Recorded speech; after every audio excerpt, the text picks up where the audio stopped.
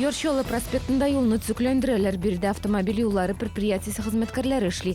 Азыр алар пединститут тукталышы тиресинде асфальттын үскү котламын солдуруу, яңа асфальт салуу менен машгул.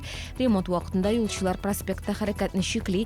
Предприятие жетекчилиги айтуунча, бул ишлерни сыйфаттуу башкаруу үчүн керек.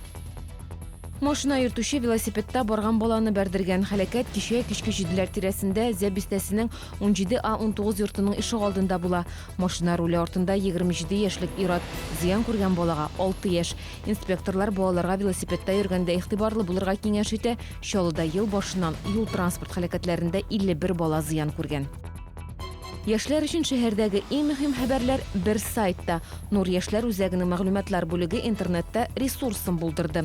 Algachilny.ru сайтында яшьләр өчен вакансияләр, бәйгеләр, фестивальләр, төрле мөһим вакыйгаларның афишасы урнаштырылган. Әлеге сайтта шулай ук шәһәрдә булган кызыклы чаралар турында язмалар, фоторәсемнәр дә урнаштырылды. 9 августта Яр буй паркы мәйданында шәһәргә 85 күңелгә 18 яшь тулу уңайыннан зур тамаша концерт оештырылачак. Онда танылган җырчылар килү көтелә. Алар арасында Айдар Галимов, Зәйнәп Фәрхетдинова, Ришат Төхвәтуллиннар булачак. Бәйрәм сәгать кичке 6-да башлана. Бәйрәм тамашасы сәгать 10-да салют белән тәмамлана. Бу һәм башка хәбәрләр турында тулырак яңалыкларның кичке чыгарылышында ул 19 сәгать 10 минутта эфирга чыга.